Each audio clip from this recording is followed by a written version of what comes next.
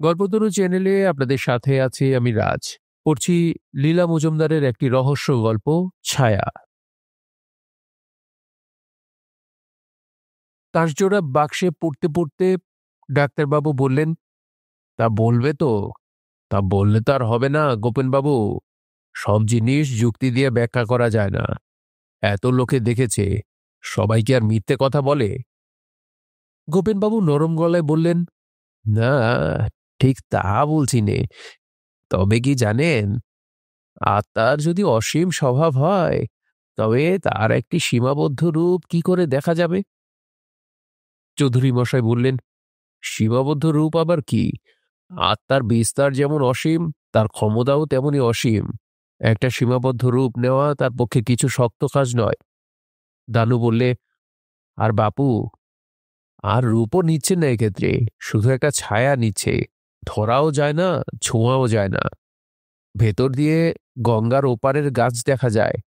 চাই কি ওর মধ্যে দিয়ে হেঁটেও চলে যাওয়া যায়।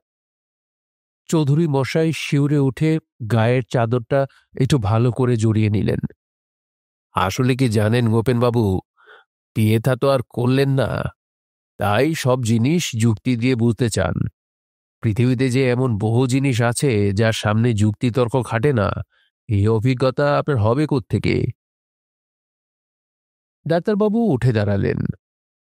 চলি গোপেনবাবু, আমার বাড়িতেও কেউ রাত করার যুক্তি মানতে চায় না। কিন্তু আপনার ওই অসীমের কথাটার মধ্যে যে কিছু নেই, তা বা বলি কি করে?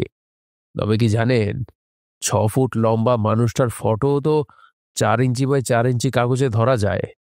অবশ্যই সে ছবিটা কিছু আর আসল মানুষটা নয়, তার হুবহু ছায়াটুকু ছাড়া আর কিছু নয়। তেমনি কালের পটেও হয়তো বিশেষ অবস্থায় ঘটনার আর পাত্রপাত্রীর ছাপ পড়ে যায়। আবার সেই বিশেষ অবস্থা ঘটলে ফটোর মতো সেগুলো দেখা যায়। বলা যায় না কিছুই। চলো দানু। দানু গলার স্কার্ফটা জড়াচ্ছিল। পাড়ার ভালো গাইয়ে বলে তার সুনাম। পুজোর সময় শখের থিয়েটারে তাকে গাইতে হবে, কাজেই সাবধানের মান নেই। তাছাড়া এদের যা কথাবার্তা, এমনিতেই কেমন গাটা শিশির করতে আরম্ভ করছে। জোর করে হেসে দানু বললে, ভূত নিয়ে আর মাথা ঘামিয়ে কি হবে বলুন গোপেনবাবু? তার চেয়ে স্মাগলারদের সম্বন্ধে সাবধান হন। দেখেছেন তো কাগজে কি লিখেছে? মেয়েও লাগিয়েছে নাকি। আর এইসব জায়গাতেই কোথাও স্মাগলারদের আড়ত। মাঝগঙ্গায় জাহাজ নোঙর করে সোনাদানাগুলোকে জলে ডুবিয়ে দিলেই হলো। গভীর রাতে সাঙ্গাতরা নৌকা করে গিয়ে জল থেকে সেগুলো উঠিয়ে এনে পাচার করে দেয়। ব্যাস, আর কি চাই? চৌধুরী মশাইও খুব হাসতে লাগলেন। আরে জলে ফেলে না, এই তো শীতের হাওয়া দিতে শুরু হলো বলে ওরা এখন জলে ডুব দিল আর কি। তুমিও যেমন। আমি বিশ্বস্ত সূত্রে শুনেছি, বয়ার তলায় শেকলের সঙ্গে বেঁধে রেখে দেয়। গিট খুলে নিয়ে গেলেই হলো। তবে পুলিশও এতদিনে শুকে শুকে সব বের করেছে। তারাও এখানে ওখানে ঘাপটি মেরে যাচ্ছে। হাতে নাতে এক বেটাকে ধরতে পারলেই হলো। জেরা করে তার কাছ থেকে সব কথা বের করে নিতে পারবে। ডাক্তারবাবু বললেন, এদের যেমন কথা, কিন্তু বাস্তবিকই একটু সাবধানে থাকবেন গোপেনবাবু। দুষ্ট লোকের কথা কিছুই বলা যায় না। বেআইনি কাজ করে শেষটা ওদের মনটা এমন হয়ে যায় যে দুটো একটা খুন খারাপিতে কিছুই বাধে না। তার ওপর একেবারে একা থাকেন তো। আপনার কি মশাই এক আধটা পুরনো চাকরও থাকতে নেই? এখানকার লোক যে মরে গেলেও এ বাড়িতে রাত কাটাবে না, সেটা মানি। গোপেনবাবু আস্তে আস্তে বললেন, পুরনো চাকর তো সঙ্গে এনেছিলাম, তা সে কিছুতেই গঙ্গার এতটা কাছে থাকতে রাজি হলো না। গঙ্গার গন্ধে নাকি তার হাঁপানি বাড়ে। একটা রাত মোটে ছিল। চৌধুরী মশাই বললেন, গঙ্গার গন্ধ কোনো কাজের কথা নয়। আসলে আপনার ওই মালি মুজুররা স্রেফ তাকে ভূতের ভয় দেখিয়ে ভাগিয়েছে। বুদ্ধির কাজ করেছে। আপনি তার ভালো কথা শুনবেন না। পই পই করে বলেছি, আমার ছোট বাড়িটাতে উঠে আসুন। ওই রাঁধুনেই রাঁধবে। গঙ্গার ওই স্যাঁতস্যাঁতে হাওয়া থেকে রেহাই পাবেন। চাই কি পুরনো চাকরটাও ফিরে আসতে পারে। মোটে 30 টাকা ভাড়া। তা ভালো কথা কে শোনে?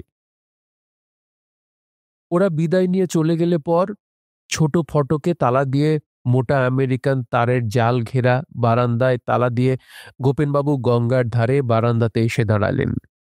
আসলে ওই একই বারান্দা গোটা বাড়িটাকে ঘিরে রয়েছে, আগাগোড়া তারের জালে মোড়া। আগে নাকি জোয়ারের সময় দু একবার মানুষ খেকো কুমিরকে একেবারে বাড়ির সীমানা পর্যন্ত উঠে আসতে দেখা যেত, তাই এই ব্যবস্থা। গোপেনবাবু কেনবার আগে ৩০-৪০ বছর নাকি বাড়িতে বড় একটা কেউ বাস করেনি, বড়জোর একটা রাত কি দুটো রাত। বারান্দার বাইরে রং বেরঙের ভাঙা চিনেমাটির বাসনের টুকরো বসানো সিমেন্ট দিয়ে বাঁধানো চাতাল। এককালে এখানে ফোয়ারা থেকে জল বেরুত, ফোয়ারার চারধার বাঁধানো গোটা দুই পাথরের বেঞ্চিও রয়েছে। বারান্দা থেকে গোপেনবাবুর মনে হতে লাগলো ফিকে তারার আলোয় একটা বেঞ্চির কোনা এঁকে বসে রয়েছে, সারা গায়ে সবুজ কাপড় জড়িয়ে। পালাত ছিপছিপে একটা মেয়ে যেন গঙ্গার দিকে মুখ ফিরিয়ে বসে আছে। গোপেনবাবুর ৫৬ বছরের জীবনে এই প্রথম তার সারা গায়ে কাঁটা দিল। মনে হচ্ছে যেন এক ঢাল ভিজে চুল মাথার উপর জড়ো করে রেখেছে, কানে গলায় গয়না চিকচিক করছে। গায়ের রং যেন কাঁচা হলুদ। তারার আলোতে সত্যি কতখানি দেখছেন আর কতখানি কল্পনা করে নিচ্ছেন নিজেই বুঝতে পারছেন না। মেয়েটির পাশে বেঞ্চির উপরে রাখা আধ হাত লম্বা একটা কালো বাক্স চোখে পড়ল। এতক্ষণে গোপেনবাবুর চৈতন্য হল। তাই তো, চোরা কারবারিরা তো এইরকম সব সুন্দর মেয়েদেরই কাজে লাগায়। কথাটা তো তার অজানা নয়। সত্যি তো, এ মেয়েকে কখনো কেউ সন্দেহ করতে পারে না। একটা কোমল শ্যামল লতার মতো বেঞ্চির ওপর হালকা শরীরটা কেমন এলিয়ে রয়েছে। এতখানি দূর থেকে তার মাধুরী টের পাচ্ছেন গোপেনবাবু। কিসের একটা মৃদু সুগন্ধও যেন নাকে আসছে। হাতে একটা বন্দুক নেই, লাঠি নেই। অমনি বারান্দার জাল বসানো ছোট দরজাটির ছিটকিনি খুলে গোপেনবাবু বাইরে এলেন। মোটাসোটা ফর্সা মানুষটি, মাথার চুল পাতলা হয়ে এসেছে, নাকের উপর মোটা কালো ফ্রেমের চশমা বসানো। চোখটা দিন দিন যেন আরো খারাপ হয়ে যাচ্ছে। কে জানে, কাছে গিয়ে হয়তো দেখবেন সব ভুল। কি দেখছেন আর ৫ রকম গল্প শুনে কি মনে করে বসে আছেন? ওখানে সত্যিকারও থাকার সম্ভাবনা কম। পথ তো শুধু গঙ্গা, নয়তো ২ ফুট উঁচু পাঁচিল টপকানো। তাছাড়া এই এলাকায় কেউ রাত ১১টার সময় যে এ বাড়িতে আসবে না সে বিষয়ে কোনো সন্দেহ নেই।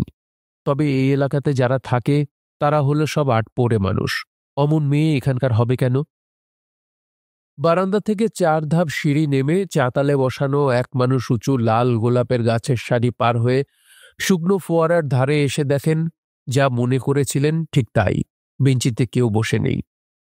কেমন একটা দীর্ঘ নিঃশ্বাস বুক থেকে বেরিয়ে এলো। তবে কি গোপেনবাবু মনে মনে চেয়েছিলেন যে ওইখানে ওইরকম একটি মেয়ে সত্যি থাকুক? ওরকম মেয়ে হয় কখনো? এ তো ৪০ বছর ধরে দেশি বিদেশি কাব্যে পড়া যত সুন্দরী তাদের রূপরস দিয়ে মন গড়া একটা ছবি, একটা ছায়া। কি যেন বলছিল দানু, ওর মধ্যে দিয়ে চাই কি হেঁটেও চলে যাওয়া যায়। কিন্তু কি একটা অনভ্যস্ত সুগন্ধে বাতাসটা তবে কেন ভারী হয়ে আছে? গোপেনবাবু চারদিক চেয়ে দেখলেন গন্ধরাজের ঝোপের গাঢ় সবুজ ছায়া থেকে খানিকটা ফিকে সবুজ যেন আলগা হয়ে বেরিয়ে এলো। হঠাৎ তাকে এতটা কাছে দেখে গোপেনবাবু কেমন যেন হক চুকিয়ে গেলেন। মেয়েটি একটু ম্লান হেসে বলল, বড় বিপদে পড়েছি, আমাকে সাহায্য করুন, এটা লুকিয়ে রাখুন। বলে বুকে আঁকড়ে ধরা কালো বাক্সটি পরম নিশ্চিতভাবে গোপেনবাবুর দিকে এগিয়ে দিলে। গোপেনবাবুর কণ্ঠ দিয়ে স্বর বেরোয় না। অস্বাভাবিক হেড়ে গলায় বললেন, "এ কি, কি আছে ওতে?" সে খিলখিল করে হেসে উঠল। সে হাসি গাছে গাছে ধাক্কা খেয়ে প্রতিধ্বনিত হয়ে গঙ্গার বুকের উপর ছড়িয়ে পড়ল। মেয়েটার কি এতটুকু বুদ্ধি নেই? কে জানে পুলিশরা কোথায় ওর সন্ধানে ঘাপটি মেরে বসে রয়েছে। চোরা কারবারি গোপেনবাবু আগে কখনো দেখেননি, তাই ভালো করে তাকে দেখলেন। ইস, এরা এত রূপসীও হয়! চোখে ধাঁধা লেগে যায়। কপাল ঘিরে বেটে বেটে ভিজে কোকড়া চুলের গুছি। দোকানে ২টি সবুজ পাথর তারার আলোয় ঝিকমিক করছে। পাতলা পাখির ডানার মতো ভুরু, কি যে সূক্ষ্ম, কি যে মসৃণ, জোরে কথা বলতে ভয় করে। অথচ ওরই ওই আধ ভিজে কাপড়ের ভাঁজের মধ্যে কোথায় একটা মুখ কাটা ভোঁতা বন্দুক লুকিয়ে আছে। অব্যর্থ টিপও নাকি চোরাকারবারি মেয়েদের। দানু কোন কাগজে নাকি পড়েছে। এর হাতের আঙুলগুলো সত্যি সত্যি চাপার কলির মতো। একটা আঙুলে এই বড় একটা সবুজ পাথর বসানো আংটি। খুশি হয়ে কেন লোকে পাপ করে, কিসের জন্যে নরকে যাওয়া সার্থক মনে হয়, সে রহস্য হঠাৎ গোপেনবাবু বুঝে ফেললেন।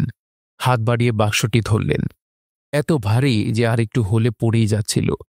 মেয়েটি খুব কাছে এসে হেসে বলল, খুব ভারী না? খুলেই দেখুন না, এত ভারী কেন? বলে বাক্সের ডালা নিজেই তুলে দিল। বাক্স ভরা সোনার মোহর। সে বললে, একটা ভালো জায়গায় লুকিয়ে রাখুন কেমন? বলে এক মুহূর্তের জন্যে গোপেনবাবুর হাতের কবজির ওপর নরম কচি আঙুল রাখলে। গোপেনবাবুর কান ঝিমঝিম করতে লাগল।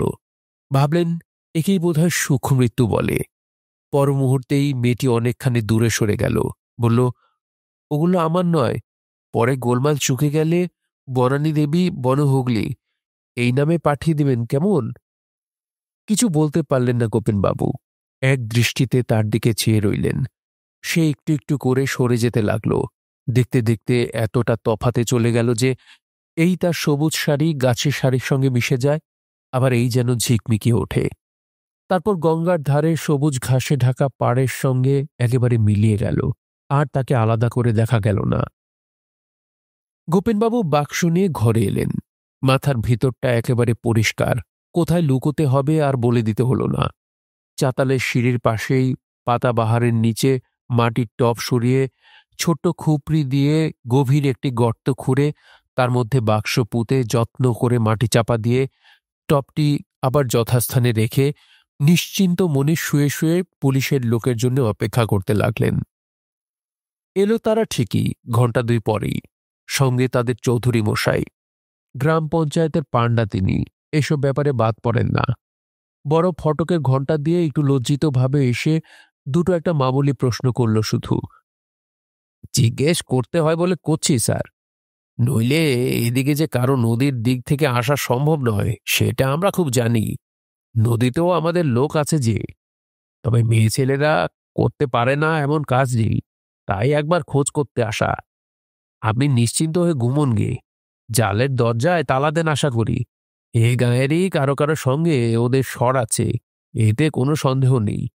এমনভাবে সোনাদানা চালান হয় যে বেআইনি বলে ধরে কার শান্তি। চলি স্যার। তারা গেলে পর দরজায় তালা দিয়ে গোপেনবাবু শয্যা নেবা মাত্র ঘুমিয়ে পড়লেন। ঠোঁটের কোণে একটুখানি হাসি লেগে থাকল। পরদিন সকালে রাধেশ্যাম এসে চা টোস্ট নিয়ে গোপেনবাবুকে ডেকে তুলল। তার কাছে খিড়কি দোরের চাবি থাকে, চোখের কোলে তার কালি।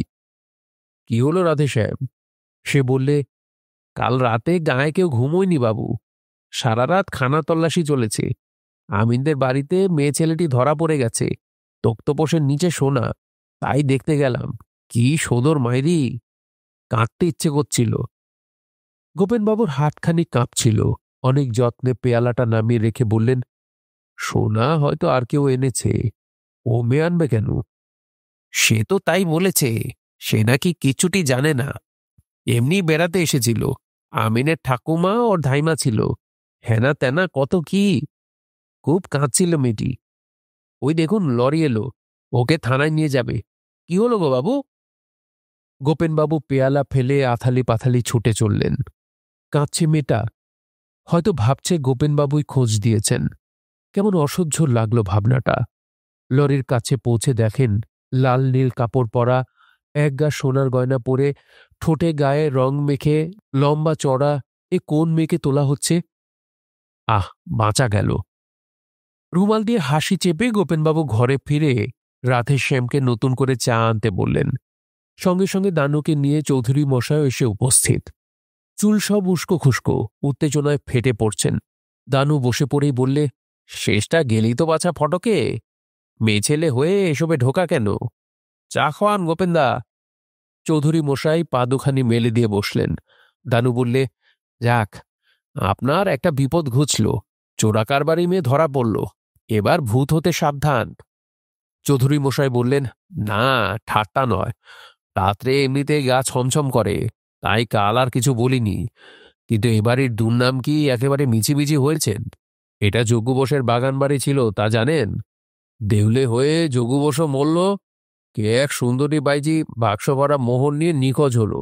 সেও প্রায় 30-40 বছর হতে চলল। যোগু বোসের বউ বনানী দেবী এখনো বেঁচে, নাকি বনহুগলিতে বুড়ো বয়সে একরকম না খেয়ে দিন গুনছে। শিরার মধ্যে রক্ত চলাচল বুঝি থেমে যায়, নাকি ছবি, নাকি ছায়া, ওদের মধ্যে দিয়ে নাকি হেঁটে চলে যাওয়া যায়। নিঝুম দুপুরে নির্জন চাতালের ধার থেকে টপ সরিয়ে বাক্স তুলে তুলো দিয়ে এঁটে প্যাক করে চটে সেলাই করে গোপেনবাবু কলকাতায় এসে বড় পোস্ট অফিস থেকে নিজের নাম ভাড়িয়ে বনহুগলিতে রেজিস্টার্ড পার্সেল পাঠালেন। ফিরবার সময় 3টে বেকার অরুণচণ্ডে ভাইপোকে সঙ্গে নিয়ে গেলেন। কাজকর্ম না শিখলে চলে কখনো? শুনছিলেন লীলা মজুমদারের একটি রহস্যময় গল্প ছায়া।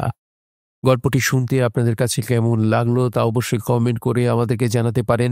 ভালো লাগলে একটি লাইক করবেন, চাইলে শেয়ার করে অন্যকে শোনার সুযোগ করে দিতে পারেন। সবাই ভালো থাকবেন, সুস্থ থাকবেন এবং গল্পতরুর সঙ্গেই থাকবেন। ধন্যবাদ।